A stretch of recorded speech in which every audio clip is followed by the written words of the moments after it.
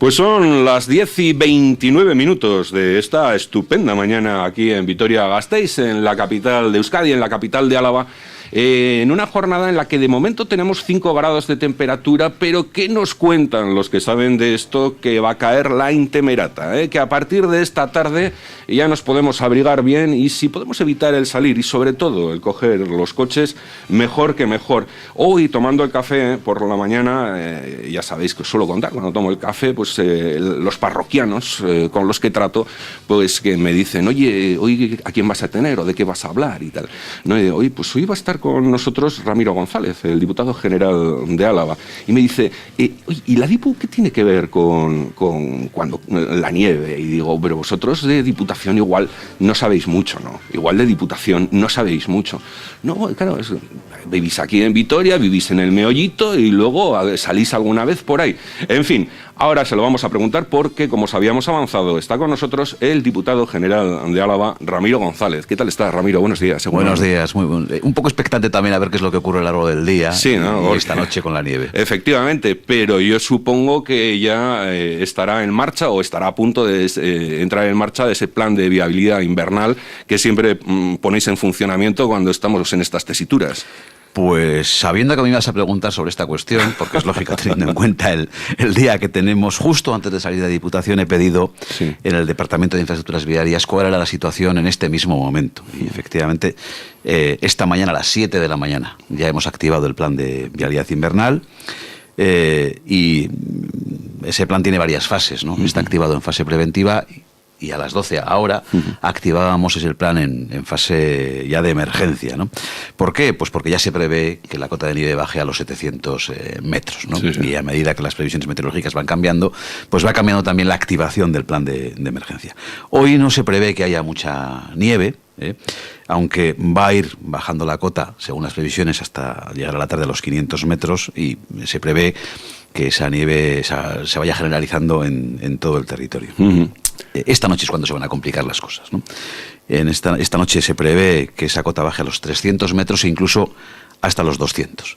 Y esto lleva aparejado también un cambio en nuestro plan. Ahora tenemos 3 equipos trabajando en el territorio, son pocos, pero esos equipos se van incrementando hasta los 20 a lo largo del día. Por lo tanto, tendremos esta noche 20 equipos trabajando en todo el territorio para intentar hacer frente a estas circunstancias en las carreteras y que no tengamos problemas, que los conductores y conductoras puedan circular sin problemas por todas nuestras carreteras. Sí, no se coge el coche de todas maneras. Yo creo que mucho mejor. Mejor que mejor. No sé si la nieve afectará a nuestro aeropuerto, al aeropuerto de Foronda. ¿De qué depende, de quién depende y de qué depende que el aeropuerto de Foronda llegamos a verlo en algún momento de los próximos tiempos abierto a las 24 horas, cuando estamos viendo mes a mes y año a año cómo va subiendo no solamente ya el tráfico de mercancías, sino ahora, pues gracias al acuerdo que se alcanzó con Ryanair, también el de pasajeros? La competencia en esta materia es de AENA, es del Ministerio de Fomento, que es quien gestiona directamente el aeropuerto y quien tiene la capacidad para ampliar o modificar su horario, ¿no? Yo vengo insistiendo en los últimos tiempos en la necesidad de ampliar ese horario y además no solo ampliar el horario, sino también en reformar la terminal de pasajeros. Sí, se nos está quedando igual un poco viejito el Desde aeropuerto. el año 1980, sin ninguna remodelación de la terminal de pasajeros, ¿no? Como acabas de decir, los datos de carga son extraordinarios, son muy buenos, y solo ese dato ya yo creo que merecería una reflexión y merecería incrementar el horario, que el aeropuerto esté abierto más horas, pero es que además tenemos ya vuelos de pasajeros, después de un tiempo en el que no conseguíamos vuelos de pasajeros. Ese acuerdo con Ryanair nos permite tener no solo 4 destinos que se van a incrementar, sino un nivel de ocupación muy alto, por encima del 90%. Está siendo un éxito, gracias a la selección de destinos, por supuesto, está siendo un éxito en la recuperación de vuelos de pasajeros. Y los pasajeros que acuden al aeropuerto de Foronda necesitan una terminal en unas condiciones, yo creo que dignas, y ahora mismo pues no es así, porque las instalaciones son muy antiguas, tienen ya cerca de 40 años, están prácticamente como cuando se construyó el aeropuerto, y esa terminal parece más un hangar que una terminal. Vamos dando pasos. Hemos propuesto a AENA, desde la Diputación Foral de Álava, la gestión de la cafetería a través de una empresa que es Indesa, ¿no? Que es una empresa de trabajo especial, ¿no? Estamos negociando y creo que podremos abrir la cafetería, repito, desde esa empresa pública de la Diputación Foral de Álava, aportando dinero, porque con el número de pasajeros que hay todavía será seguro que deficitaria, pero con un esfuerzo económico de la propia Diputación, creo que podemos abrir la cafetería, espero que próximamente. Pero además hace falta dar servicios más cómodos. Yo espero que AENA, atienda esta petición, que yo le trasladé personalmente al ministro de Fomento hace aproximadamente 2 semanas en una reunión que mantuve con él para esta y para otras cuestiones. Para otras cuestiones en las cuales pues hablasteis también del tren de alta velocidad. El tren de alta velocidad que en lo que a nosotros nos afecta, al territorio tendría 2 conexiones de las cuales ahora hay personas, y hay también instituciones que están y estáis en un sinvivir. Una es la conexión Miranda a Burgos. 2 de los 4 trazados que se han propuesto pasarían por Rioja Alavesa. En la Miranda Logroño. En la Miranda Logroño. En la Miranda Logroño. Efectivamente, 2, decía, de los 4 trazados que se han propuesto pasarían por Rioja Alavesa. Inmediatamente desde allí mismo, desde la tierra, dijeron, ¿pero a dónde vamos? Nos estamos volviendo locos. ¿Qué estáis intentando hacer? ¿No? Desde la institución que diriges, que presides, también dijisteis, oye, vamos a ver, ministro, igual estas 2 alternativas habría que dejarlas un poquito de lado. ¿Cómo está ese asunto? Porque es incipiente, ¿no? Todavía no hay ni unos estudios que... ¿Cómo está ese asunto?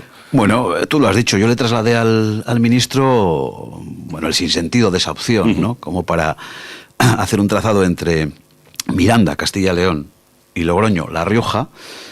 Era posible que la afección la sufriera un tercer territorio, que no se veía beneficiado por la infraestructura, y es Álava, en una zona además con un altísimo valor paisajístico y un altísimo valor medioambiental.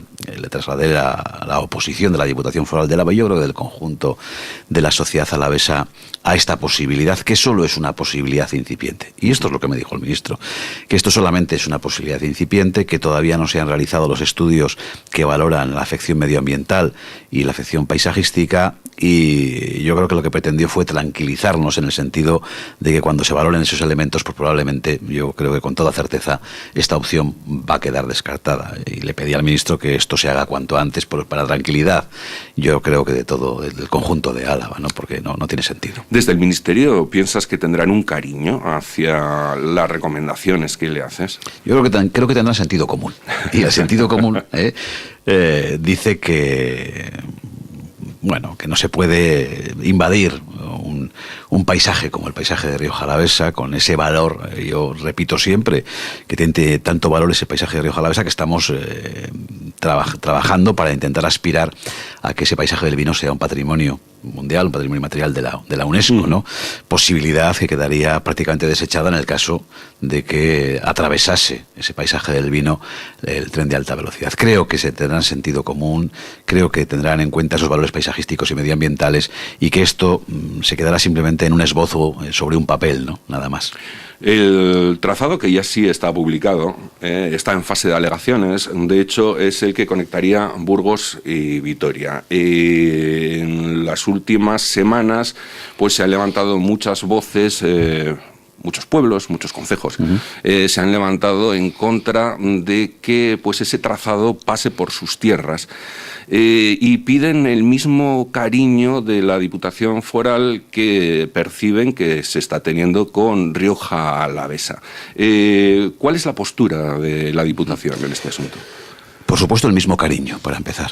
La misma consideración, la misma dedicación y la misma importancia. Lo que ocurre es que antes he empezado hablando del trazado Miranda-Logroño, diciendo que es un trazado que uniría Castilla-León con La Rioja, y por lo tanto en el que Álava no sacaría absolutamente ningún provecho ni ningún beneficio. Aquí la situación es otra. Nosotros necesitamos, el territorio necesita la conexión de la alta velocidad con Madrid, con la meseta. Lo necesita, es fundamental para el futuro del territorio y para el desarrollo del territorio. Estamos aún hablando de un territorio del Alavés en el que la logística es uno de los motores económicos y uno de los motores de nuestro futuro. Este año, una parte importante de las empresas que han venido a Álava han sido empresas vinculadas con la logística. DHL ha ampliado de forma importante sus instalaciones con una gran inversión. UPS también ha venido a Foronda. Dos grandes empresas de distribución mundial. Transonuba, una empresa andaluza, se ha instalado en Salvatierra Urain. Mercadona ha instalado un centro de logística muy importante en Jundiz, y tenemos nuevos proyectos de empresas de logística. Por lo tanto, la logística es un elemento de motor del futuro económico del territorio, y la conexión de la Y vasca con la meseta es fundamental. Partimos de esa premisa. A partir de ahí, ¿qué queremos? Queremos que ese proyecto tenga la menor afección posible al territorio, y estamos trabajando para ello. Cuando conocimos el trazado del proyecto hace unas semanas, lo primero que hice fue crear un grupo de trabajo en Diputación, en el que están trabajando 4 departamentos: el Departamento de Infraestructuras Viarias, el Departamento de Medio Ambiente, el Departamento de Agricultura y el Departamento de Euskera, Cultura y Deporte, por lo que tiene de afección o posible afección al patrimonio. ¿Para qué? Pues para ver de qué manera podemos hacer alegaciones para conseguir que el efecto del paso de la alta velocidad por nuestro territorio, y concretamente por esa zona de Valles Alaveses, sea el menor posible. Hoy he leído en un periódico cuál es la postura del Ayuntamiento de la Puebla de Arlanzón en Treviño. Exactamente la misma que la nuestra. Entender la importancia de la conexión, entender la importancia de la infraestructura, pero intentar minimizar el efecto de la infraestructura sobre el territorio. A eso nos vamos a dedicar, y lo vamos a hacer además de manera coordinada entre los departamentos de la Diputación Foral de Álava, y contando, por supuesto, con la opinión y lo que considere más importante que haya que hacer tanto los ayuntamientos como el propio sector agrícola. UAGA, yo me reuní hace 15 días aproximadamente también con el presidente de UAGA, trasladándose deseo de colaborar con UAGA, porque esto tiene una afección importante sobre la tierra de cultivo que hay que minimizar, ¿no? Por lo tanto, el mismo cariño, la misma dedicación y la insistencia en que, partiendo de la importancia del proyecto y la necesidad de que ese proyecto exista, hay que minimizar su efecto. Estamos hablando, o has hablado ahora, de los agricultores. Unos agricultores, oye, el otro día te notaba, no sé si enfadado, pero muy serio, hablando del envase de Barrón. Al final es pues algo de lo que se viene hablando durante ya un montón de años, y resulta que hay un estudio externo a la propia institución, solicitado por la Diputación Foral de Álava, por Juntas Generales, para ser más exacto, por Juntas Generales, que pone en solfa pues prácticamente todo lo que habéis estado haciendo durante estos años. Y yo te veía, a ver, no voy a decir enfadado, pero igual un poco serio, ¿no?, en la respuesta que dabas a las consideraciones que realizaban en ese estudio. Pues tenías una percepción acertada, porque estaba serio. Este es un proyecto que no es un proyecto de la Diputación Foral de Álava, es un proyecto del Ministerio, un proyecto de regadío muy importante para el territorio y que lleva muchos años gestándose. En los últimos tiempos se ha puesto en duda, por un lado, la afección medioambiental del proyecto y, por otro lado, la necesidad del proyecto. Y efectivamente hay una comparecencia el otro día en Juntas Generales de los autores de un estudio que trasladaban las conclusiones de ese estudio. A mí, ¿qué me pareció? Bueno, han hecho un análisis de la afección medioambiental que respeto, y desde luego la posición que tiene la Diputación Foral de Álava es que hay que intentar, como en el caso de la alta velocidad, ¿no?, minimizar esa afección medioambiental. Pero me molestó otra cosa. Me molestó una comparecencia en la que pude percibir un gran desconocimiento de la realidad alavesa. La persona que estaba compareciendo no sabía que teníamos concejos en Álava, por ejemplo, ¿no? Y es muy difícil analizar una cuestión de esta relevancia si no se conoce la realidad del terreno sobre el que se está trabajando. Y en segundo lugar, insistió de manera importante en la poca utilidad social del proyecto, teniendo en cuenta pues el número de agricultores que hay en esa zona del territorio, el número de agricultores que hay en valles alaveses, y la necesidad de dedicarse a otra cosa que no fuera la agricultura. Y eso es lo que me hizo poner serio. La agricultura es fundamental en Álava, no solo porque nos permite fijar la población en el territorio y que nuestros pueblos sigan siendo vividos, habitados, sino porque ¿de qué otra manera se mantiene el territorio? ¿Nos podemos imaginar un territorio alavés sin agricultura? ¿Cómo estarían nuestros campos? ¿Cómo estarían las fincas? ¿Cómo estarían los montes? No nos lo podemos imaginar, es inimaginable. No habría dinero suficiente en el mundo para pagar el mantenimiento del territorio. Hoy tengo un respeto inmenso a los agricultores, inmenso. Los agricultores son los que han conservado Álava durante siglos, en un trabajo ingrato, duro. Les respeto muchísimo. Y yo creí el otro día que después de un mensaje que ponía en tela de juicio el valor de su trabajo y el futuro de su trabajo, el diputado general tenía que salir en defensa del sector y tenía que salir en defensa de la agricultura, porque no hay Álava en el futuro sin agricultura. Es un mundo muy difícil, Es muy difícil, y estaba pensando ahora que estamos hablando de agricultura o de temas que afectan a la agricultura, estaba pensando que, claro, la agricultura de las arcas forales recibe pues un montón, no sé exactamente cuál es la cifra, pero un montón de dinero. La agricultura ahora mismo en este territorio, no sé en otros sitios, pero en este territorio, ¿da para vivir? ¿Es rentable? La agricultura recibe fundamentalmente, además de las subvenciones forales que intentan, por ejemplo, que haya renovación en el sector y relevo generacional, la mayor parte de la financiación que recibe es con fondos europeos, ¿no? Lo que se llama la PAC, la Política Agraria Común, ¿no? Que tiene que ver con el tipo de cultivo y la superficie cultivada. Sin esas ayudas públicas que vienen de la Unión Europea sería muy difícil que la agricultura sobreviviera en un mundo global en el que cualquier producto se fabrica o se produce, no se fabrica, se produce en un terreno que está pues en cualquier punto del mundo, ¿no? Es muy, muy complicado, pero tenemos la obligación de mantener la agricultura. Insisto, entre otras cosas porque es la agricultura la que mantiene el territorio. Nosotros no nos podemos imaginar salir de Vitoria y observar que nuestros campos están sin cultivar, que las malas hierbas van creciendo, que todos son zarzas, que todos son arbustos, que eso sería un desastre. Tendríamos la obligación de mantenerlo de forma artificial. La propia Diputación tendría que contratar a quien mantuviera eso, y puedo decir que no habría dinero, no recaudaríamos suficiente para mantener. Por lo tanto, tenemos una deuda con los agricultores, tenemos una deuda, la deuda con aquellos que han mantenido nuestro territorio durante siglos y que lo van a seguir manteniendo. Y por eso, mi mensaje del otro día, concretamente en esa zona, en la zona de Valles Alaveses, se ha vivido toda la vida de la agricultura, de la patata. Tenemos la feria de la patata en Valdegovía, ¿no? Y ahora de otros cultivos, ¿no? Entonces, creo que es muy importante darles ese mensaje de apoyo y sobre todo trasladar que en Álava tiene que seguir habiendo agricultura. También otras cosas, ¿no? En esa zona concreta del territorio, por ejemplo, tenemos el Valle Salado, que es un tesoro de todos, ¿no? Y que tenemos que proteger, defender y potenciar, y es un elemento turístico importante, y también el turismo va a formar parte de la forma de la vida de nuestros pueblos, ¿no? Y tendrán que tener, pues desde casas rurales, restaurantes, hotelitos, porque hay mucho que ver en Álava. Yo aprovecho que me has invitado a tu programa para animar a todos los ciudadanos, sobre todo de Vitoria, que conozcan el territorio. Es increíble. A veces nos vamos de vacaciones y nos vamos, no sé dónde, de lejos, para conocer cosas que tenemos aquí. Efectivamente. Venimos contando maravillas de fuera cuando las tenemos en casa. Claro. Y está bien salir, hay que conocer todo, pero también veamos lo que tenemos cerca. El Valle Salado. Que nadie se pierda, por favor, el Valle Salado, que todo el mundo lo conozca, porque merece la pena. Una maravilla reconocida a nivel internacional, por cierto. Cuando estaba hablando con mis amigos, los parroquianos, tomando el café por la mañana, y les preguntaba, ¿vosotros realmente qué idea tenéis de la Diputación Foral de Álava? Me decían, esta es la de los impuestos, ¿no? Y yo decía, va a ser que sí, ¿no? Entre otras cosas, va a ser que sí, ¿no?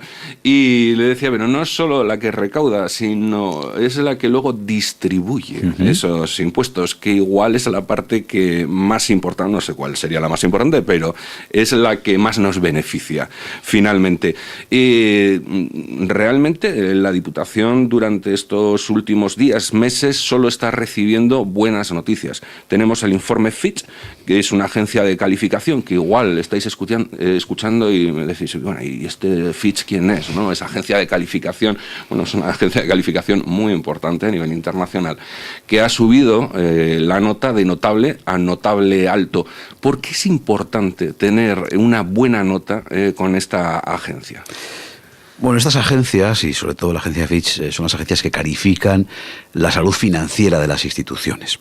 Una buena calificación tiene trascendencia por dos motivos. En primer lugar, porque facilita la obtención de crédito, y todas las administraciones necesitamos crédito, como las familias, ¿no? Necesitamos crédito, necesitamos deuda para poder afrontar proyectos importantes, porque no tenemos liquidez suficiente, ¿no? Como cuando uno se compra un piso, ¿no?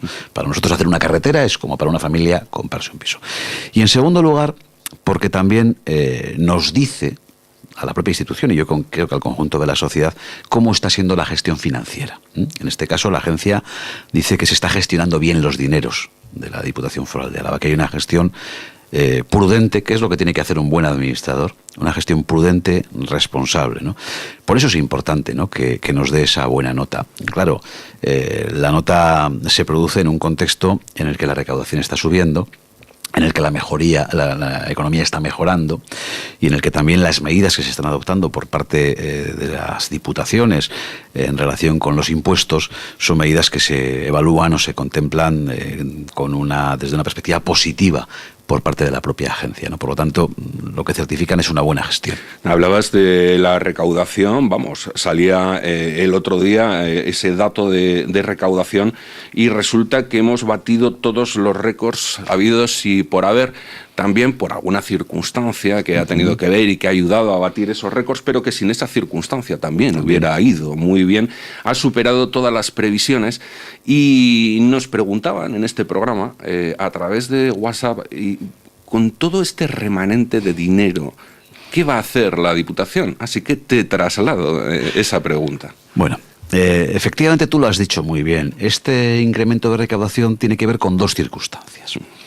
Una es el acuerdo que hemos alcanzado con el Ministerio de Hacienda, con el ministro Montoro, para la liquidación de los problemas que veníamos teniendo desde hace 10 años con el cálculo del cupo. Eso no se traduce en dinero efectivo contante y sonante, ¿no? Sino que regulariza una situación y la regulariza a nuestro favor. Si hubiera sido en nuestra contra, hubiéramos tenido que devolver dinero a Madrid. Y el otro elemento es el cumplimiento de las previsiones en cuanto a nuestra propia recaudación. El incremento de nuestra propia recaudación ha sido de un 6%. Es un dato importante, una cifra importante que supera lo que habíamos previsto. Habíamos previsto en torno a un 5%, pero tampoco es una barbaridad que suponga que hay un remanente tremendo, ¿no? En marzo haremos las cuentas. Calcularemos efectivamente qué remanente queda, pero sí que adelanto que también tú has dicho que distribuimos. Con la recaudación lo que hacemos es darle una parte al gobierno vasco. El gobierno vasco se financia fundamentalmente con la aportación de la recaudación de los impuestos que hacemos las diputaciones. Otra parte se la entregamos a los ayuntamientos y el resto es lo que se queda para prestar los servicios por parte de Diputación y cumplir con sus propias competencias, ¿no? Así que este incremento de recaudación no va a redundar en que la Diputación tenga mucho más dinero, sino que tendremos una economía mucho más estable y mucho más sana el conjunto de instituciones. Y luego hay una norma del buen administrador y además una obligación pública por un mandato legal, y es que cuando recaudas más de lo que preveías, de lo que calculabas, tienes que pagar lo que debes. Y la Diputación Foral de Álava tiene aproximadamente 600 millones de euros de deuda que debe. Ahora la estamos rebajando, ¿no? Pero porque se ha ido pidiendo, repito, para algunas infraestructuras importantes, para inversiones y porque hacía falta, ¿no? Y como un buen administrador, como una familia que gana más de lo que pensaba un año, pues ¿qué hace? Pues tapar agujeros, ¿no? Y en este caso nosotros lo que vamos a hacer, y además hay una ley que nos obliga a hacerlo, es pagar también algo más de la deuda probablemente de la que teníamos pensado pagar. Hablabas antes que las distintas diputaciones pues aportan al gobierno vasco. Estamos ya desde hace pues bastante tiempo prorrogando esa ley de aportaciones. Una ley de aportaciones que aquí en Álava es muy criticada por algunos grupos políticos diciendo que, oye, porcentualmente pagamos bastante más, o aportamos, no pagamos, aportamos bastante más de lo que correspondería a nuestro territorio. Quieren que se meta una quinta marcha, dicen, es que no estamos haciendo lo suficiente, quieren que se meta una quinta marcha, pero el caso es que pensábamos todos que ya en el ejercicio el año pasado, en 2017, por fin se iba a acordar esa ley de aportaciones, pero se volvió a prorrogar. ¿Cómo está eso? ¿Realmente en Álava, o es Álava porcentualmente el territorio que más aporta al gobierno vasco? Bueno, esta es una queja que se da en los tres territorios.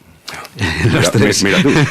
En Guipúzcoa dicen exactamente lo mismo, que Guipúzcoa aporta más de lo que le correspondería, y en Vizcaya el discurso es diferente. En Vizcaya lo que dicen es que la compensación que hacemos con el IVA, para que los oyentes se hagan una idea, cada diputación recauda sus impuestos, luego se meten en una bolsa común y de esos impuestos un porcentaje se entrega al gobierno vasco. Esto es la ley de aportaciones, ¿no? Pero con el IVA lo que se hace es hacer una bolsa compensar en función del porcentaje que cada uno tiene. Por lo tanto, parte del IVA de Vizcaya, que recauda mucho IVA, viene a Álava. Bueno, pues en Vizcaya se quejan de eso. Cada territorio se queja de una cosa y considera que la ley no funciona en algún aspecto. En nuestro caso, en el caso alavés, la queja que ha venido habiendo es que la aplicación de la ley no nos permitía llegar a lo que se llama el 99% del coeficiente horizontal. Es decir, que no nos quedábamos con la parte gruesa de lo que recaudábamos, por decirlo de una manera muy sencilla, o con el porcentaje que nos correspondería quedarnos de lo que recaudábamos, por una disfunción de la ley. Bueno, eso no está ocurriendo así desde la liquidación del año 2015. Desde la liquidación del año 2015 sí estamos llegando a ese 99% del coeficiente horizontal, por lo tanto sí nos estamos quedando con lo que nos correspondería, por decir de una manera, repito, sencilla. Eso ocurrió en la liquidación del año 2015, eso ocurrió en el año 2016 y eso va a ocurrir en la liquidación del año 2017 y por lo tanto ese posible perjuicio del que se habla no está ocurriendo en estos 3 últimos años. No obstante, hay que modificar la ley de aportaciones porque no puede seguir así una ley prorrogada, ¿no? Y hay que abordar un nuevo texto de la ley de aportaciones.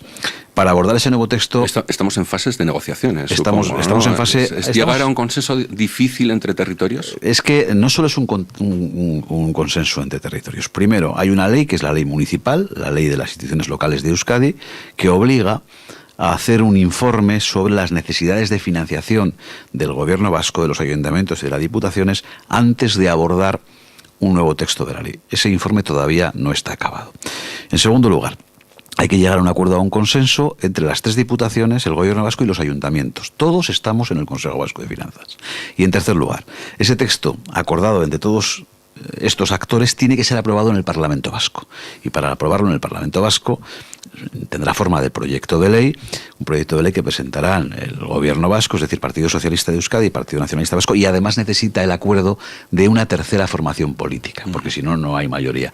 Obsérvese la dificultad para hacer todo esto. Si fuera por la Diputación Foral de Álava, si fuera por el Diputado General de Álava, habría ley, no hoy, habría habido ley antes, ¿no?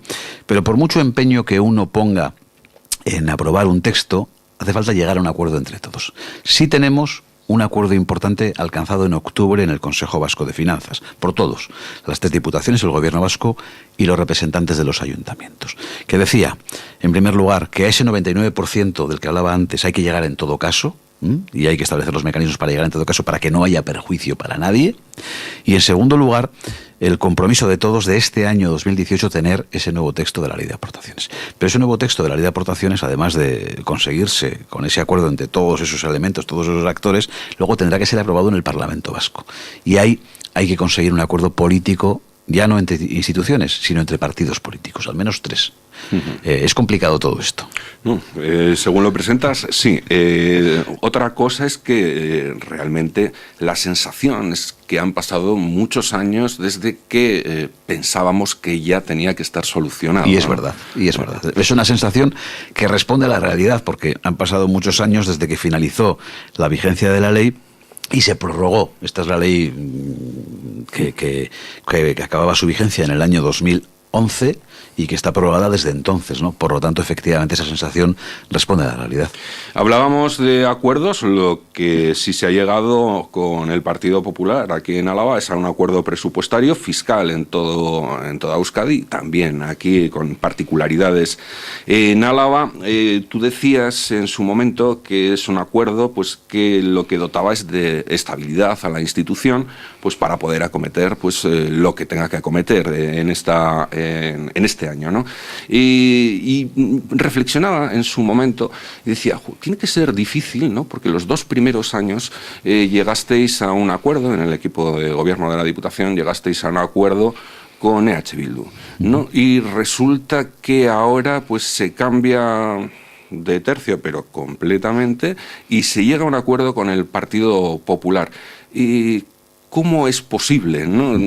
Es la reflexión que uno se hace, ¿no? ¿Cómo es posible que los 2 primeros años sea con un partido que está en las antípodas del siguiente para el tercer año? ¿Cómo es posible llegar a esos consensos con grupos políticos representados en juntas generales tan dispares, tan distintos, tan alejados políticamente? Pues para empezar, con mucha voluntad de acuerdo. Es necesaria mucha voluntad de acuerdo y mucho trabajo. Para mí, creo que la estabilidad es una garantía de crecimiento económico. Es fundamental, fundamental. En un momento en el que se puede decir prácticamente que hemos salido de la crisis, los datos de empleo incluso son buenísimos. Para Álava el último año, con solo un 9% de desempleo frente al 16%, 16 y pico del conjunto del Estado, el conseguir estabilidad creo que es lo mejor que podemos hacer desde las instituciones para conseguir generar riqueza. Porque las empresas, ¿dónde van? Donde hay tranquilidad, donde hay estabilidad, donde hay confianza, ¿no? Por lo tanto, el objetivo de tener presupuesto era un objetivo fundamental. En los 3 años. Al principio, el primer año, en una situación política en la que, bueno, llegábamos a Diputación después de un gobierno de 4 años del Partido Popular, pues parecía muy difícil pactar con el Partido Popular. Y yo lo entiendo. Entiendo que el Partido Popular tenía que adaptarse a una nueva situación, pasar del gobierno a la oposición, y tenía que empezar a hacer oposición, y un pacto presupuestario nada más empezar la legislatura no parecía sencillo. En ese momento quien se mostró dispuesto a sentarse a negociar fue H. Bildu. Y llegamos a un acuerdo presupuestario en el que la aportación de H. Bildu al conjunto del presupuesto fue pues de aproximadamente unos 3 millones de euros. Estamos hablando de que el presupuesto global de la Diputación Foral de Álava es de unos 2.100 y pico millones de euros, y que el presupuesto disponible, el que gastamos, pues depende de qué año, puede rondar entre los 450 y los 460 millones de euros. Por lo tanto, ese primer año se empezaron a trabajar los proyectos fundamentales del gobierno foral y se introdujeron algunas partidas a propuesta de H. Bildu. Partidas todas ellas asumibles y sensatas, por decirlo de alguna manera, ¿no? El segundo año volvimos a pactar con H. Bildu, ya con una dificultad importante, porque en el segundo año ya estábamos hablando de fiscalidad. No se hizo ninguna reforma fiscal, pero ya empezamos a hablar de fiscalidad. Y evidentemente el modelo fiscal del Partido Nacionalista Vasco, el Partido Socialista de Euskadi por un lado, y el modelo fiscal de H. Bildu por otro lado, pues son modelos muy diferentes. Yo creo que eso lo pueden entender todos, los oyentes, son modelos muy distintos, ¿no? Y el tercer año, el Partido Popular ya había tenido su evolución, ya estaba haciendo, creo que, una oposición de otra manera, y el propio Partido Popular entendió, no solo en Álava, sino en el conjunto de Euskadi, que era importante para reforzarse como una fuerza política útil a la ciudadanía llegar a acuerdos con los gobiernos, no solo con el gobierno de la Diputación Foral de Álava, también con el gobierno vasco. Bueno, en esta línea marcada por el Partido Socialista de Euskadi, pues los responsables del Partido Popular en Juntas Generales de Álava estuvieron dispuestos a negociar. Con EH Bildu era muy difícil, repito, porque en ese momento sí estábamos abordando ya medidas fiscales y la diferencia en materia fiscal era muy grande, ¿no? Y sin embargo, el Partido Popular se mostró dispuesto a negociar, a hablar, a asumir el presupuesto ya elaborado por la Diputación Foral de Álava y a plantear algunas mejoras a ese presupuesto. Mejoras que son muy positivas, todo hay que decirlo, y que yo he asumido con agrado porque me parecen una aportación que mejora el presupuesto y es lo que tiene que hacer una negociación, ¿no? Por lo tanto, eso explica por qué al principio de la legislatura hemos pactado con unos y ahora hemos pactado con otros, porque hemos acordado con aquellos que en cada momento tenían voluntad de negociar y tenían voluntad de aportar para mejorar las cosas. Lo importante era, por un lado, generar estabilidad, normalidad, tranquilidad en el territorio. Creo que es un territorio muy tranquilo, muy normal. Estos 3 años ya casi de legislatura están dominados por la estabilidad, y por otro lado tener un instrumento, que es el instrumento presupuestario, que permitirá seguir adelante con los proyectos que el gobierno foral había puesto en marcha desde el principio de legislatura. Y estoy muy satisfecho de este acuerdo. Pues con esa satisfacción tenemos que dar por terminada ya esta charla que hemos estado manteniendo pues durante la última media hora, poco más o menos, con el diputado general de Álava, con Ramiro González. Se nos quedan en el tintero tantos temas como más o menos sabíamos que se nos iban a quedar antes de iniciar la charla, que tendrás que venir otro día, Ramiro. Cuando me invites, porque yo he estado encantado de estar aquí contigo y con todos los oyentes. No te va a quedar más remedio. Muchísimas gracias, eskerrik asko, y lo dicho, estaremos pendientes de una nueva charla pues en próximas fechas. Gracias, Ramiro. Gracias a ti. Agur.